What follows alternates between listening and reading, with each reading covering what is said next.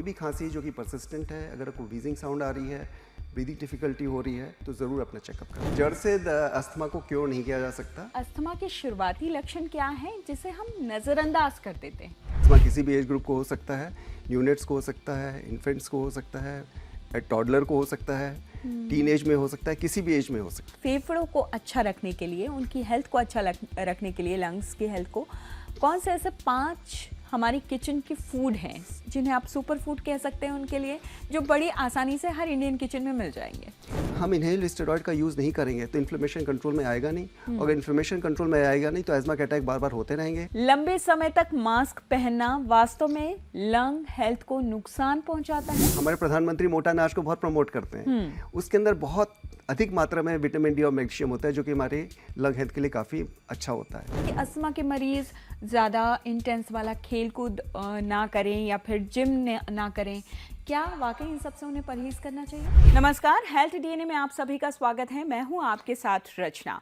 World asthma day के मौके पर हम एक स्पेशलिस्ट के साथ हेल्थ डीएनए के सेट पर मौजूद हैं।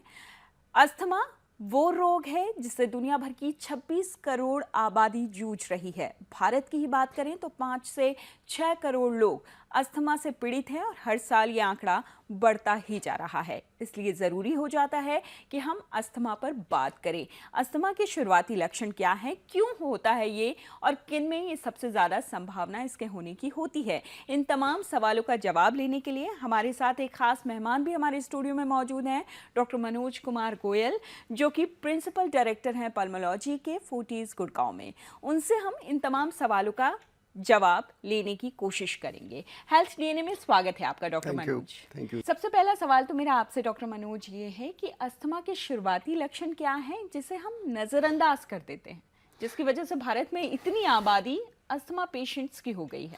देखिए, जो अस्थमा का शुरुआती लक्षण होता है उसमें अक्सर खांसी होती है जो कि ड्राई होती है और चेस्ट के अंदर टाइटनेस महसूस होती है, और अक्सर देखा जाता है कि रात के समय में होती है और अर्ली मॉर्निंग होती है। और ये जो खांसी है और ये चेस्ट टाइटनेस है वो कुछ समय तक, कुछ दिनों तक परसिस्ट करती है, जबकि इसके लिए लोग अपना ट्रीटमेंट करते हैं, जो यूजुअल ट्रीटमेंट होता है, फिर भी ये परसिस्ट करती है। तो ये शुरुआती अर्ली लक्षण हो सकते हैं अस्थमा के। बाद में जैसे जैसे बीमारी बढ़ती है उनके ब्रीदिंग डिफ़िकल्टी हो सकती है, उनकी सांस में एक व्हीजिंग साउंड आती है, एक विस्लिंग साउंड आती है जिसको हम लोग व्हीजिंग कहते हैं, और बलगम भी आना शुरू हो जाता है। पर शुरुआती लक्षण जो ज़्यादातर देखा जाता है वो यही है कि खांसी आती है जो कि अनकंट्रोल रहती है, और थोड़ी सी चेस्ट में टाइटनेस होती है जो कि रात में होती है और अर्ली मॉर्निंग देखी जाती है। अस्थमा की अगर हम बात करें तो हम बड़े बुजुर्गों को घर में अगर खांसी आती थी तो हमने अक्सर देखा था कि बड़े बुजुर्गों में ये समस्या बड़ी आम थी, और दमा जो है हमारे गांव, कस्बों और शहरों में बहुत सारे लोगों को है। लेकिन वाकई क्या अस्थमा का रिश्ता सिर्फ किसी खास एज ग्रुप से होता है या किसी भी एज ग्रुप में ये परेशानी हो सकती है? नहीं, अस्थमा देखिए लंग की एक ऐसी बीमारी है जिसमें जो हमारे एयरवेज होते हैं उनकी लाइनिंग के अंदर इन्फ्लेमेशन हो जाता है। हमारे जो एयरवेज हैं वो सेंसिटिव हो जाते हैं हमारे एटमॉस्फेरिक के ट्रिगर्स से। तो अस्थमा किसी भी एज ग्रुप में हो सकता है, पर ये देखा जाता है कि बच्चों में, बुजुर्गों में ये ज़्यादा कॉमन है। पर अस्थमा किसी भी एज ग्रुप में हो सकता है। जिन लोगों की हेल्दी लाइफस्टाइल उनके को भी हो सकता है, और जिन लोगों को कुछ पहले से बीमारियां चल रही हैं जैसे हार्ट की प्रॉब्लम है, शुगर की प्रॉब्लम है, डायबिटीज़ प्रॉब्लम है, उनके अंदर भी हो सकता है। अस्थमा को लेकर कौन कौन सी वजहें हो सकती हैं अस्थमा होने के पीछे? क्या सिर्फ एयर पोल्यूशन सबसे बड़ी वजह है या कुछ और वजहें भी हैं? ये बहुत अच्छा क्वेश्चन है। एक्चुअली अस्थमा का एग्जैक्ट कारण तो नहीं पता है, उसके बारे में अभी भी रिसर्च हो रही है, पर एक ये कॉम्प्लेक्स इंटरप्ले है between the genetic factors, environmental factors, और अर्ली लाइफ हमारी कैसी हुई है, जो बचपन की लाइफ कैसी हुई है, उन तीनों के इंटरप्ले की वजह से होता है। तो ये देखा जाता है जिन लोग के पेरेंट्स हैं या जिनके क्लोज रिलेटिव्स के अंदर अस्थमा है उनमें अस्थमा की पॉसिबिलिटी ज़्यादा होती है। यानी हेरिडिटरी, पीढ़ी दर पीढ़ी चलता ही है? कोई ज़रूरी नहीं है, पर ये देखा जाता है कि अगर ये स्पेशली क्लोज रिलेटिव्स में है और पेरेंट्स के अंदर है कि वो अगर अस्थमा की प्रॉब्लम होती है तो देखा जाता है कि उस फैमिली में इसके चांसेस ज़्यादा होते हैं, उनके बच्चों को इसके होने के चांसेस ज़्यादा होते हैं। पर ये ज़रूरी नहीं है कि अगर मेरे को अस्थमा है तो मेरे बच्चे को अस्थमा होगा, ये कोई ज़रूरी नहीं है। और एयर पोल्यूशन से इसका क्या संबंध है? तो देखो ये कुछ एनवायरमेंटल फैक्टर्स हैं जो कि ट्रिगर्स हैं, जिनको ये इरिटेट्स हैं, जिसमें एयर पोल्यूशन हो गया, स्मोकिंग हो गया, ये सबसे ज़्यादा इंपॉर्टेंट है हमारे जो देश में, और स्पेशली दिल्ली एनसीआर में स्मोक और जो एयर पोल्यूशन है वो एक बहुत इंपॉर्टेंट ट्रिगर है, एनवायरमेंटल फैक्टर है, जो कि एस्थमा की लाइनिंग को इरिटेट करता है, वहाँ पे इन्फ्लेमेशन पैदा करता है, और उसके बाद एस्थमा के लक्षण पैदा होने शुरू हो जाते हैं। साथ में अर्ली लाइफ कैसी बीती है, अगर कोई छोटा बच्चा है जो कि प्री टर्म बेबी है या जिसका वेट कम था at the time of birth, या जिस बच्चे को रिकरेंट चेस्ट इन्फेक्शन बचपन में होते हैं, उसको भी एज़मा के लेटर लाइफ में होने के चांसेस बढ़ जाते हैं। तो एज ग्रुप का भी फैक्टर मैटर करता है कि 2 से 4 साल के बच्चे भी इससे ग्रसित हो सकते हैं? बिल्कुल हो सकते हैं। एज़मा किसी भी एज ग्रुप को हो सकता है, न्यूनेट्स को हो सकता है, इन्फेंट्स को हो सकता है, टॉडलर को हो सकता है, टीन एज में हो सकता है, किसी भी एज में हो सकता है। जैसा कि आपने बात की कि एयर पोल्यूशन एक तरह का ट्रिगर हो सकता है, एकमात्र वजह नहीं हो सकता, क्योंकि छोटे शहरों में भी अस्थमा के पेशेंट्स काफ़ी ज़्यादा आ रहे हैं। बिल्कुल। तो एयर पोल्यूशन जो खराब गुणवत्ता है एयर की, वो तो बहुत ज़्यादा इंपॉर्टेंट है ही, बिकॉज एयर वो सीधे हमारे लंग्स के अंदर जाती है और जो लंग की जो जो लाइनिंग है, जो एयरवेज की लाइनिंग है, उसको इरिटेट करती है, उसमें इन्फ्लेमेशन पैदा करते हैं। पर और भी इरिटेंट्स हैं, जैसे कि ओडर्स हो गए घर के अंदर, आप परफ्यूम यूज़ करते हो, डिओड्रेंट यूज़ करते हो, मॉस्किटो रिपेलेंट्स हो गए, घर के अंदर और प्रकार का धुआं, केवल स्मोक ही नहीं, और प्रकार का धुआं, जैसे अगरबत्ती का धुआं, दीपक का जो धुआं, जोत का धुआं, घर के किचन के अंदर जो छौंका लगता है उसका धुआं, वो भी इरिटेट कर सकता है। साथ ही घर के अंदर अगर पेट्स होते हैं, पेट डेंडर भी एक इसका कारण हो सकता है। तो बहुत सारे फैक्टर्स हैं जो कि इरिटेंट हो सकते हैं। पुराना फर्नीचर हो सकता है, पुराना कर्टन हो सकता है, घर अगर डस्टी होता है, घर के अंदर मान लीजिए बोर्ड लगे हैं, कहीं सीपेज है, सीलन है, वहाँ पर भी फंगस ग्रो कर जाता है, जो कि हम इनहेल कर सकते हैं। कई बार ये देखा जाता है कि जो एयर कंडीशनर हैं वो प्रॉपर्ली क्लीन नहीं होते हैं, जो उनका इरिटेंट है, उनके अंदर जो बैक्टीरिया हैं, वायरसेस हैं, वो बॉडी के अंदर पहुँचते हैं। साथ ही कुछ इन्फेक्शंस हैं, जैसे कि वायरल इन्फेक्शंस हैं, वो भी एज़मा के अटैक को ट्रिगर कर सकते हैं। तो मल्टीपल फैक्टर्स हैं। जैसे कि आपने पहले मुझे बताया कि जो अस्थमा है वो खांसी जो है अस्थमा के मरीजों में सबसे प्रमुख लक्षण होता है। सुबह अर्ली मॉर्निंग की और रात को जो उन्हें खांसी आती है, लेकिन हमने कई दफ़े देखा है कि लोगों में अक्सर पुरानी खांसी होती है, लगातार उनमें खांसी जो है वो खांसते ही रहते हैं। हम कैसे पता करें कि वो अस्थमा की वजह से है या उसकी वजह कुछ और है? ये बहुत ही अच्छा प्रश्न है। एक्चुअली कोई भी लंग की बीमारी होगी, इसके लक्षण कॉमन ही होते हैं। सबको खांसी हो सकती है, बलगम आ सकता है, इसीलिए मैंने ये सवाल पूछा आपसे। सांस की तकलीफ हो सकती है। एज़मा का एक स्पेसिफिक पैटर्न होता है। शुरुआती तौर में एक ड्राई कॉफ होता है, चेस्ट के अंदर टाइटनेस महसूस होती है और वो कंट्रोल में नहीं आती है, और उसको हम लोग नज़र करते हैं कि ये तो एक नज़ला जुकाम है, टाइम के साथ ठीक हो जाएगा, इसको इग्नोर करें। पर जैसे जैसे प्रॉब्लम बढ़ती है, वैसे वैसे सांस की तकलीफ होनी शुरू हो जाती है, ब्रीदिंग डिफिकल्टी होती है, एक टिपिकल व्हीजिंग साउंड या विस्लिंग साउंड आती है, जिसको हम लोग व्हीजिंग कहते हैं, वो आनी शुरू हो जाती है, और बलगम आना शुरू हो जाता है। और धीरे धीरे जैसे प्रॉब्लम बढ़ती है तो उसको चलने फिरने के अंदर भी परेशानी आनी शुरू हो जाती है। ये चीज़ शुरुआत में डेली नहीं होगी, ये एपिसोडिक होंगी। जैसे वेदर चेंज हो रहा होगा या किसी इरिटेंट से एकदम से एक्सपोजर हो जाएगा, मान लीजिए कोई आसपास सेंसिटिव है और किसी ने परफ्यूम जोर का लगाया हुआ है, उससे वो ट्रिगर हो गया, या कोई वायरल इन्फेक्शन हो गया, उससे ट्रिगर हो गया। तो आमतौर पे एपिसोडिक तो आता है, ये चला जाता है, आता है, चला जाता है। पर ऐसे पेशेंट को जिसको इस तरह के सिम्टम्स बराबर बने रहते हैं, जैसे कि आपने बताया पुरानी खांसी है, तो उन लोग को अपना टेस्ट जरूर करवाना चाहिए। उसके लिए एक टेस्ट होता है, इसको हम लोग pulmonary function test PFT machine के द्वारा वो होता है, जिसमें एक मशीन के अंदर जोर से फूकना होता है। और ये टेस्ट काफ़ी कॉमनली अवेलेबल है गवर्नमेंट हॉस्पिटल में, प्राइवेट हॉस्पिटल में, और कोई बहुत महंगा टेस्ट भी नहीं है। और इसके अंदर सिर्फ जाकर के फूकना होता है, जिससे पता लग सकता है कि उस पेशेंट को अस्थमा है कि नहीं है। बहुत ही सिंपल सा टेस्ट बताया आपने, और मेरे ख्याल से बहुत महंगा भी नहीं होगा, जी। और गवर्नमेंट हॉस्पिटल में तो जाहिर सी बात है मुफ्त में होगा। अगर आपको ये सारी सिम्टम्स दिख रहे हैं तो आप ज़रूर जाइए, अपने डॉक्टर से मिलिए और सरकारी अस्पताल में जाकर इसका टेस्ट कराइए, क्योंकि ये बिल्कुल मुफ्त है और बहुत आसान है, टाइम टेकन भी नहीं है ज़्यादा। एक सामान्य व्यक्ति को कब समझ जाना चाहिए कि उसकी खांसी फेफड़ों की गंभीर बीमारी की वजह से हो रही है और अस्थमा जैसी वो बीमारी निकल सकती है? देखिए, अगर ये सिम्टम है, अगर परसिस्टेंट है और आपके यूजुअल ट्रीटमेंट्स अगर वो ठीक नहीं हो रहे हैं, कि आपने कुछ होम रेमेडीज़ कर ली हैं और वो परसिस्टेंट है, मान लीजिए 1 हफ्ता या 2 हफ्ता हो गया है और नहीं जा रहा है, और रात में स्पेशली आपको चेस्ट टाइटनेस हो रही है, व्हीजिंग साउंड आ रही है, ब्रीदिंग डिफिकल्टी हो रही है, तो आपको ज़रूर इसके बारे में अलार्म हो जाना चाहिए। बिकॉज कई बार हम लोग इसको सोचते रहते हैं कोई छोटी मोटी चीज़ है, माइल्ड है, इससे कुछ नहीं हुआ। पर मैं आपको बताऊँ, 30% ऑफ पेशेंट जो हमारी इमरजेंसी में एज़मा अटैक के साथ आते हैं, उनको पहले से इसी तरह के छोटे छोटे लक्षण होते हैं जिनको उन्होंने इग्नोर किया होता है। तो ऐसा नहीं कि सीवियर अटैक ऑफ एज़मा है जो कि लाइफ थ्रेटनिंग हो सकता है, जिसमें आईसीयू में एडमिशन की जरूरत सकती है, उसके लिए कोई बहुत पुरानी एज़मा की हिस्ट्री की जरूरत है, ऐसा नहीं है। इवन जिन लोगों को पहले एज़मा की प्रॉब्लम नहीं होती है, वो इमरजेंसी में आते हैं और उनको हम लोग डायग्नोज करते हैं।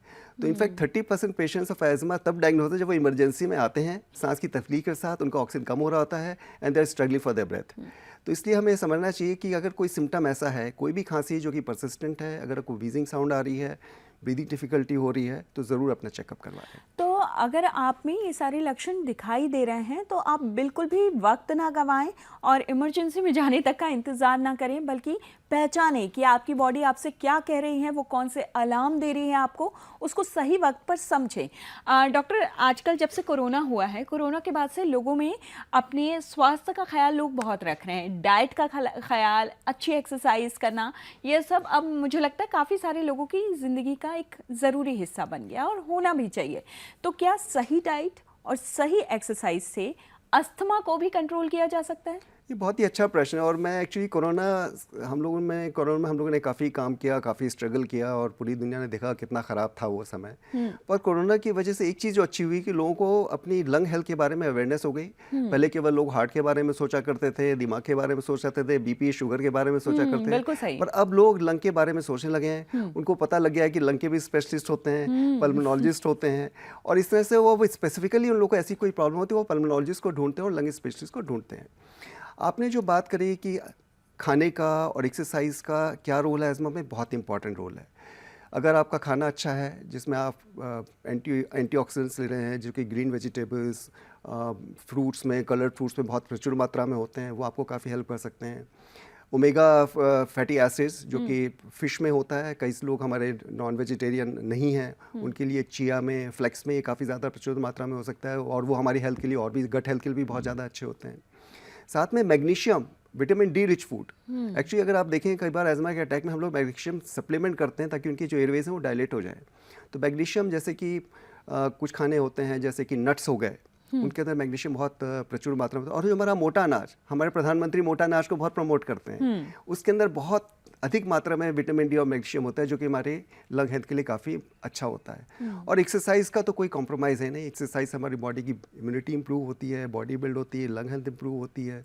और कभी अगर हमें अज़मा का अटैक हो जाता है तो हम अपने इस अच्छी एक्सरसाइज के सहारे उसको हम और बेटर ढंग से डील कर सकते हैं। क्या डाइट और एक्सरसाइज से, जैसे कहा जाता है कि आपकी स्किन जो है, आपके हेयर, आपके स्किन, आपकी नेल्स, जो बाहरी अटायर ऊपर वाले ने आपको दिए हैं, दिखने वाली चीज़ें, अगर आप अच्छी डाइट लेते हो और एक्सरसाइज करते हो तो वो थोड़ी सी रिवर्स एजिंग में जा सकती है। तो क्या वैसा ही हमारे लंग्स के साथ भी है? बिल्कुल।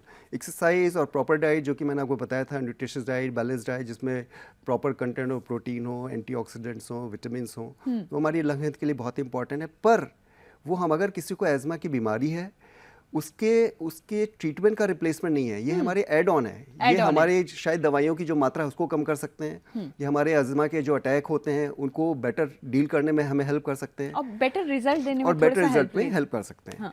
तो इसका बहुत ज़्यादा इंपॉर्टेंट रोल है। पर केवल एक्सरसाइज के सहारे और केवल डाइट के सहारे मैं सोचूं कि मेरा अज़मा कंट्रोल में हो जाएगा, तो ऐसा नहीं है। अगर मेरे डॉक्टर ने मुझे उसका ट्रीटमेंट के लिए प्रॉपर एडवाइस दी हुई है तो मुझे उसको ज़रूर फॉलो करनी चाहिए। लेकिन आपके रिजल्ट्स को बेहतर करने में ये काम कर सकते हैं, हेल्प कर सकते हैं। जब भी हम अस्थमा की बात करते हैं ना, इनहेलर का जिक्र आता है और वो हमें करना भी चाहिए, क्योंकि इनहेलर को लेकर, उसके इस्तेमाल को लेकर, उसे कैसे किया जाए, क्या उसके कोई साइड इफ़ेक्ट्स होते हैं, अभी भी लोगों के जहन में बहुत सारे सवाल हैं और इनहेलर लेने से बहुत सारे लोग डरते भी हैं। आपने कई सेलिब्रिटीज़ के ऐड देखे होंगे जिसमें वो इनहेलर लेने को बहुत ही नॉर्मल बता रहे हैं। तो क्या इनहेलर का इस्तेमाल एक अस्थमा मरीज़ को हमेशा करना चाहिए? अगर ऐसा नहीं है तो कब करना चाहिए? देखिए, आपने एक बहुत अच्छा प्रश्न उठाया और मैं अपने व्यूअर्स को बताना चाहता हूँ कि इनहेलर ही अज़मा का फर्स्ट लाइन ट्रीटमेंट है, सेफेस्ट ट्रीटमेंट है और बेस्ट लाइन ट्रीटमेंट है। अगर मेरा पेशेंट मेरे इनहेलर पे कंट्रोल चाहे तो मैं बहुत ज़्यादा खुश हूँ। I am very happy with that. देखिए, हम लोग विश्वास करते हैं लोकल ट्रीटमेंट में। फॉर एग्जाम्पल, अगर आपको स्किन की प्रॉब्लम है तो आपका डॉक्टर आपको स्किन का ऑइंटमेंट देता है। अगर आपको आँख की कोई प्रॉब्लम है तो आपका डॉक्टर आँख की दवाई देता है। ऐसे इनहेलर्स एक डिवाइसेस हैं, एक मीडिया है जिससे हम दवाई को सीधे लंग्स के अंदर पहुंचा सकते हैं। इनहेलर से फ़ायदा ये होता है कि जो मात्रा दवाई की होती है वो ग्राम में नहीं होती, मिलीग्राम में नहीं होती, मिलीलीटर में, वो माइक्रोन में होती है, जो कि बहुत ज़्यादा कम होती है। बहुत कम है। इससे इसके साइड इफेक्ट होने के चांसेस ना के बराबर हो जाते हैं। ये ओरल टैबलेट्स या इंजेक्शन के मुकाबले ज़्यादा इफेक्टिव होते हैं, ज़्यादा क्विकली एक्टिव होते हैं और इनको न केवल हम अज़मा को ट्रीट करने के लिए यूज़ कर सकते हैं बल्कि लॉन्ग टर्म उसके प्रिवेंशन के लिए भी यूज़ कर सकते हैं। इसीलिए मैं कहता हूँ कि इनहेलर ही का प्रयोग ही अज़मा के इलाज के लिए सबसे ज़्यादा सही है। हाँ, आपकी बात ये बिल्कुल सही है कि इन्हेलर के बारे में बहुत ज़्यादा मिथ्या है। लोग इन्हेलर के नाम से डरते हैं। वो ये सोचते हैं कि ये तो आदत पड़ जाएगी और हम इससे बिल्कुल सही। नुकसान होगा। स्पेशली अगर छोटे बच्चे होते हैं, तो एक तो अगर छोटे बच्चे होते हैं, एक तो माता-पिता को यही डाइजेस्ट करने में प्रॉब्लम होती है कि मेरे बच्चे को अस्थमा आएगा, डॉक्टर बताते हैं। अच्छा, इन्हेलर लेने के बाद जब डॉक्टर्स कहते हैं तो उनको बहुत बड़ा झटका लगता है जी, लोगों को जी, कि जी। क्या हमारी ये सिचुएशन आ गई कि जी, हमको इन्हेलर लेना जी, पड़ेगा, जी। जबकि डॉक्टर्स के मुताबिक बिल्कुल नॉर्मल है वो। ये बिल्कुल इफ़ेक्टिव हैं, ज़्यादा यूज़फुल हैं पेशेंट के लिए और यही फर्स्ट लाइन ट्रीटमेंट है और इसीलिए इन्हेलर डॉक्टर लोग बताते हैं क्योंकि उसको आप लॉन्ग टर्म यूज़ कर सकते हैं बिना किसी साइड इफ़ेक्ट के और वो आपके एज़मा के को प्रॉपर्ली कंट्रोल करके रख सकते हैं। तो इन्हेलर अगर आपके डॉक्टर ने आपको बताया तो उसको लेने में संकोच ना करें क्योंकि यही फर्स्ट लाइन, बेस्ट लाइन और सेफेस्ट ट्रीटमेंट है। अच्छा, जब इन्हेलर की बात हम करते हैं तो उसके अंदर स्टेरॉइड होते हैं जी। जिन्हें शरीर के लिए बहुत अच्छा, खास तौर पे कोरोना के बाद नहीं माना जाता। जी, जी। तो स्टेरॉइड को लेकर भी बहुत सारे सवाल हैं। जी, क्या इन्हेलर से जो स्टेरॉइड हम अंदर लेते हैं उसके भी साइड इफ़ेक्ट हैं? जी। देखिए, एक बहुत अच्छा क्वेश्चन। देखिए, हमने शुरू में ही बताया था कि एज़मा लंग की एक इन्फ्लेमेटरी कंडीशन है। तो एज़मा को ट्रीट करने के लिए दो तरह की दवाइयाँ यूज़ होती हैं। एक तो एंटी इन्फ्लेमेटरी दवाई यूज़ होती है और एक ब्रोंकोडायलेटर्स यूज़ होते हैं। पर जो एज़मा का स्पैज़म हो रहा है, जो कॉन्स्ट्रिक्शन हो रहा है एयरवेज़ में, वो इन्फ्लेमेशन की वजह से हो रहा है। तो जो कोर ट्रीटमेंट है वो हमें एड्रेस करना होगा इन्फ्लेमेशन को और इन्फ्लेमेशन को दूर करने के लिए हमें यूज़ करना होगा एंटी इन्फ्लेमेटरी मेडिसिन और जो एंटी इन्फ्लेमेटरी मेडिसिन होती है वो स्टेरॉइड ही होते हैं। पर ये वो स्टेरॉइड नहीं है, वो एनाबॉलिक स्टेरॉइड नहीं है जो कि एथलीट्स यूज़ करते हैं। ये वो स्टेरॉइड हैं जो कि इन्हेलेशन फॉर्म में हैं, जो कि सेफ़र हैं और इनकी डोज जो है वो बहुत कम होती है। तो अगर आपके डॉक्टर ने इन्हेल्ड कॉर्टिकोस्टेरॉइड्स से युक्त इन्हेलर बताया हुआ है तो वो चाहे वो बच्चा हो, चाहे छोटा बच्चा हो, चाहे बड़ा बच्चा हो, बुजुर्ग हो, वो सबके लिए सेफ़ हैं। क्योंकि अगर हम इन्हेल स्टेरॉइड का यूज़ नहीं करेंगे तो इन्फ्लेमेशन कंट्रोल में आएगा नहीं। अगर इन्फ्लेमेशन कंट्रोल में आएगा नहीं तो एज़मा के अटैक बार बार होते रहेंगे और जितनी बार एज़मा के बार बार अटैक होते रहेंगे उतनी ही टाइम के साथ जो लंग की कैपेसिटी है, जो फंक्शनिंग है, वो कॉम्प्रोमाइज़ होती रहेगी और आप ज़्यादा सीवियर अटैक ऑफ एज़मा आपको कभी भी सीवियर अटैक ऑफ एज़मा हो सकता है। जब हम इन्हेलर की बात कर ही रहे हैं तो एक सवाल ज़रूर लोगों के जहन में ये होगा कि इन्हेलर ही क्या अस्थमा को कंट्रोल करने का आखिरी और सबसे इफ़ेक्टिव रास्ता है? क्या कोई ऐसा रास्ता है जिसका कोई एक ऐसी दवा, कोई एक ऐसा इंजेक्शन या कोई एक ऐसी चीज़ जिससे अस्थमा ख़त्म हो जाए पूरी तरीके से? देखिए, अस्थमा एक तरह से देखा जाए सर्दी जुकाम की तरह की बीमारी है। सर्दी जुकाम हमारे अपर रेस्पिरेटरी ट्रैक्ट में होता है, नाक में हो गया, गले में हो गया। ऐसी अस्थमा जो इन्फ्लेमेशन होता है वो एयरवेज के अंदर होता है। तो जैसे आपका सर्दी जुकाम बार बार हो सकता है, ऐसी अस्थमा की प्रॉब्लम भी बार बार हो सकती है क्योंकि किसी वजह से, किसी भी फैक्टर वजह से आपकी जो एयरवे लाइन है वो एक बार सेंसिटिव हो चुकी है। अब ये सेंसिटिविटी कुछ समय के लिए दब भी सकती है, पर अगर कोई ट्रिगर आ गया, कोई इरिटेंट आ गया तो सेंसिटिविटी वापस भी आ सकती है जिससे इन्फ्लेमेशन हो सकता है। तो अगर मैं ये कहूँ कि कोई ऐसी दवाई बनी जिससे मेरा नज़ला जुकाम हमेशा के लिए ख़त्म हो जाए, ऐसा संभव नहीं है। ऐसी कोई दवाई ऐसी ही बनी कि मैं एक बार उसको दे दूँ और एज़मा हमेशा के लिए ख़त्म हो जाए, ऐसा नहीं है।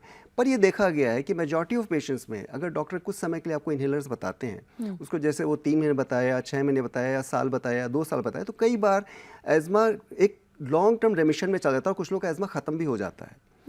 तो ये मान के ना चलें कि एक बार अगर इन्हेलर शुरू गया तो लाइफ लॉन्ग चलेगा। पर येस, अगर आपको बार बार एज़मा के अटैक हो रहे हैं और आपका पोरली कंट्रोल एज़मा रहता है तो आपको इन्हेलर हो सकता है लाइफ लॉन्ग भी लेने पड़े। अस्थमा के मरीज़ क्या कर सकते हो, क्या नहीं? क्योंकि कहा जाता है कि अस्थमा के मरीज़ ज़्यादा इंटेंस वाला खेल कूद ना करें या फिर जिम ना करें। क्या वाकई इन सब से उन्हें परहेज़ करना चाहिए? नहीं, अगर देखिए आप प्रॉपर प्रिकॉशंस ले रहे हैं, अपने ट्रिगर्स को कंट्रोल कर रहे हैं, अगर स्मोकिंग नहीं कर रहे हैं, पोल्यूशन से जितना हो सकते हैं बच सकते हैं, अपने ड्यू प्रिकॉशन के साथ, और अगर आपके डॉक्टर ने कुछ दवाइयाँ बता रखी है जो कि उसके एज़मा कंट्रोल के लिए आवश्यक है, तो उनको अगर आप लेते रह सकते हैं तो एज़मा को हम भले ही क्योर ना कर सकें पर हम आपकी लाइफ को बिल्कुल नॉर्मल रख सकते हैं। एक productive, effective, symptom free life आप जी सकते हैं और आप वो सारे काम कर सकते हैं जो कि कोई और व्यक्ति कर सकता है।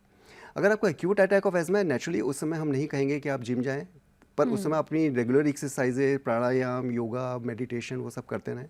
पर जब आपका एज़मा कंट्रोल में है और आप दवाइयाँ प्रॉपर्ली ले रहे हैं डॉक्टर सुपरविजन में और अपने आप ट्रिगर्स को कंट्रोल कर रहे हैं, तो आप जिम भी जा सकते हैं, एक्सरसाइज भी कर सकते हैं, रनिंग भी कर सकते हैं। कई सारे noted world class sports person हैं जो कि एज़मा से, जिनको एज़मा की प्रॉब्लम है, उन्होंने कई तरह के वर्ल्ड रिकॉर्ड किए हैं। तो एज़मा आपकी ज़िंदगी के बीच में नहीं आएगा अगर आप प्रॉपर प्रिकॉशंस ले रहे हैं, अपने ट्रिगर्स को कंट्रोल कर रहे हैं और डॉक्टर की सलाह के अनुसार आप दवाइयों को ले रहे हैं, तो आप बिल्कुल एक नॉर्मल लाइफ जी सकते हैं। तो आपको बस अपना रूटीन फॉलो करने के साथ साथ डॉक्टर की एडवाइस माननी होगी। आपका डॉक्टर जो कहता है उसे बहुत अच्छे से फॉलो कीजिए। दवाइयाँ वक्त पे लीजिए, इन्हेलर ले रहे हैं तो उसे वक्त पे लीजिए। आप सब कुछ कर सकते हैं जी। क्योंकि अच्छे अच्छे एथलीट भी अस्थमा से पीड़ित हैं और उन्हें इससे कोई फ़र्क नहीं पड़ता, बढ़िया रिकॉर्ड्स भी बना रहे हैं। आगे सवाल ये है मेरा कि बहुत सारे लोग कहते हैं कि प्राणायाम कीजिए जो फ़ायदेमंद है, लेकिन क्या अस्थमा को जड़ से मिटाने का कुछ जो प्राणायाम के द्वारा दावा करते हैं उसमें कोई सच्चाई है? नहीं, देखिए जड़ से अस्थमा को क्योर नहीं किया जा सकता। हाँ, लॉन्ग टर्म रेमिशन में अस्थमा जाता है। कुछ लोगों को जैसे बचपन में होता है, देखा जाता है कुछ बच्चे का हमेशा के लिए अस्थमा ख़त्म हो जाता है। पर ये मैंने आपको बताया कि लंग की एक सेंसिटिविटी है, लंग के जो एयरवेज हैं उनकी सेंसिटिविटी जो कभी भी वापस आ सकती है। तो इसको अगर एक बार एज़मा हो गया, वो हमेशा फ्रेश अटैक ऑफ एज़मा या एज़मा के वापस आने के लिए हमेशा प्रोन है, वो उसको हम डिनाई नहीं कर सकते। प्राणायाम, योगिक एक्सरसाइजेज, जनरल बॉडी फिटनेस ये बहुत ज़्यादा इंपॉर्टेंट है, न केवल एस्थमा के लिए बल्कि बहुत सारी बीमारियों के लिए। अगर आप इनको रेगुलरली करते हैं, इसको रूटीन फॉलो करते हैं, तो जाहिर सी बात है एस्थमा को आप बेटर कंट्रोल कर सकते हैं, अपनी लंग हेल्थ को ज़्यादा अच्छे से रख सकते हैं। और अगर कभी आपको एस्थमा की प्रॉब्लम होती है तो उसको आप अच्छे ढंग से टैकल कर सकते हैं। आप पहले ही बता चुके हैं कि किसी भी तरह की एक्सरसाइज या फूड अस्थमा की दवाओं का विकल्प नहीं हो सकते। ये एक सिर्फ और सिर्फ सपोर्ट सिस्टम अस्थमा में साबित होता है। लेकिन आजकल युवाओं में एक वेपिंग का ट्रेंड चला है। लोग कहते हैं कि हमने सिगरेट छोड़ दीजिए, हम वेप करते हैं। और ये वेपिंग क्या वाकई सिगरेट से ज़्यादा सुरक्षित है, और क्या वेपिंग फेफड़ों को कम नुकसान पहुंचाती है सिगरेट की तुलना में? और मैं चाहूँगी इसका तफसील से आप जवाब दें, बहुत लोगों को ये जानना होगा। नहीं, देखिए वेपिंग में हो सकता है जो सिगरेट स्मोक जितने टॉक्सिन्स हैं वो कम हो, पर smoke itself is an irritant. कोई भी इरिटेंट जो कि लंग को जाएगा वो उसकी लाइनिंग को इरिटेट करेगा और इन्फ्लेमेशन पैदा कर सकता है और एज़मा का अटैक कर सकता है।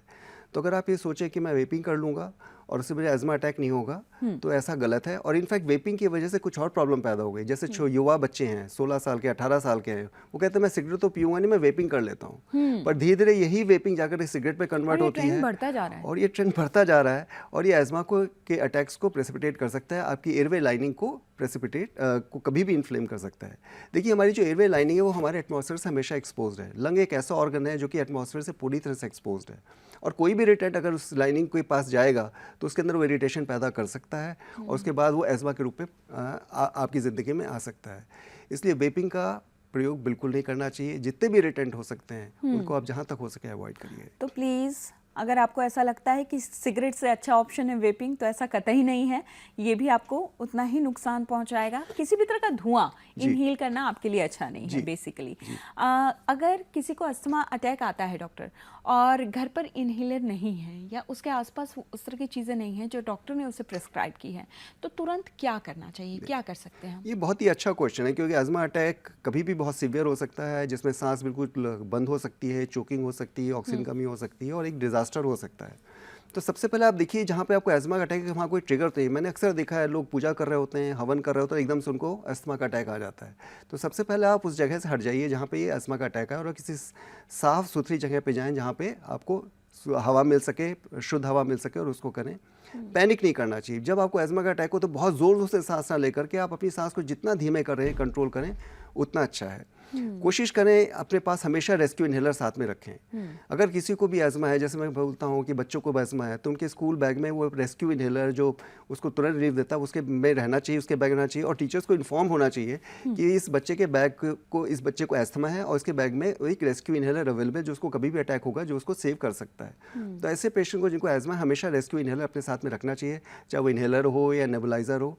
और जहाँ तक हो सके आप तुरंत मेडिकल सर्विस को कॉल करें, डॉक्टर के पास पहुंचने की कोशिश करें। हो सकता है एक उस समय कोई गर्म पानी पी करके, थोड़ा सा ले करके, उससे आपको आराम मिले। पैनिक ना करें। अगर आप पैनिक करेंगे तो उससे एज़मा के जो ट्रिगर्स हैं, जो इन्फ्लेमेशन वो बढ़ सकता है, उसको भी उससे भी हमें बचना होगा। अपने ऊपर सेल्फ कंट्रोल रखें, सेल्फ बिलीफ रखें, try to breathe normally and call for the help. तो ये बहुत महत्वपूर्ण सवाल इसलिए है क्योंकि हो सकता है कि ऐसे सिचुएशन में आपके बहुत नियर और डियर पर्सन फंस जाए। उस वक्त आपको क्या ख्याल रखना है, डॉक्टर की सलाह ज़रूर मानिए।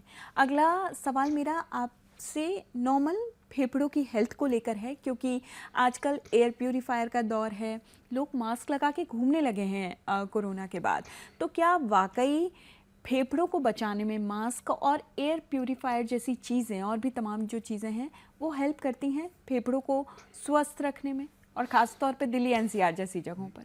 देखिए, मुझे लगता है मास्क एक सिविल सोसाइटी का एक नॉर्म होना चाहिए। अगर आप देखें विदेशों में जाएँ, जापान में जाएँ, वियतनाम में जाएँ, वहाँ पर आप देखेंगे हर चाहे हालांकि वहाँ की एयर क्वालिटी बहुत अच्छी है, पर हर आदमी मास्क लगा के रखता है।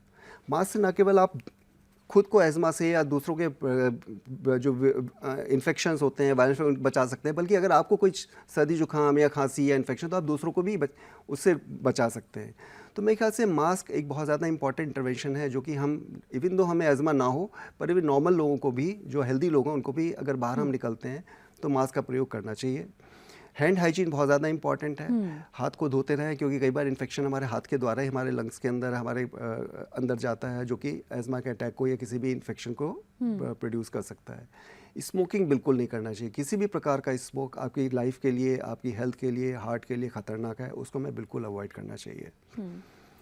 अगला सवाल मेरा ये है कि अगर सर्दी खांसी मुझे बार बार होती है और हर बदलते मौसम के साथ तो होती है, उसके अलावा भी कई दफ़े हो जाती है, तो क्या मैं ये मानूं कि ये कमज़ोर लंग्स की निशानी है? हो सकती है और इसके लिए ज़रूर जांच करवा लेनी चाहिए। हालांकि सर्दी खांसी का जो रिश्ता है वो नाक से भी हो सकता है, गले से भी हो सकता है, साइनस से भी हो सकता है, पर कई बार ये जो अपर रेस्पिरेटरी ट्रैक्ट इन्फ्लेमेशन होता है, ये जो सर्दी जुकाम होता है, वो टिकल डाउन हो करके लंग्स की जो लाइनिंग है उसको भी इन्फ्लेम कर सकता है। तो भी नॉर्मल सर्दी जुकाम जिसको हम लोग कहते हैं यार ये मामूली सा सर्दी जुकाम है, ये ठीक हो जाएगा, अगर वो 5-6 दिन में या 4-5 दिन के अंदर ठीक नहीं हो रहा है और आप उससे परेशान चल रहे हैं तो ज़रूर अपनी जांच करवा लीजिए, इसका भी इलाज करें और ये देख लें कहीं ये अस्थमा का अर्ली सिम्टम तो नहीं है।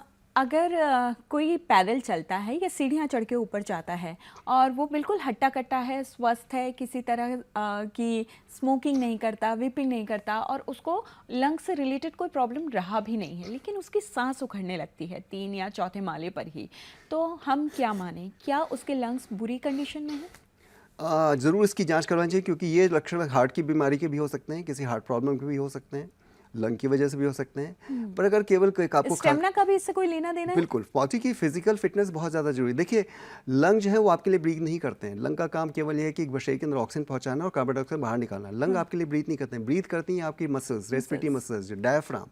तो अगर आपकी बॉडी की फिटनेस अगर ठीक नहीं है, अगर आपकी मसल्स ठीक नहीं है, तो फिर आपको ब्रीदिंग डिफिकल्टी होगी। इसलिए हम ये कहते हैं कि केवल एस्मा का इलाज इन्हेलर्स तो ज़रूरी हैं ही, पर साथ में आपका न्यूट्रिशनल स्टेटस, आपकी बॉडी की फिजिकल फिटनेस वो बहुत ज़्यादा इंपॉर्टेंट है।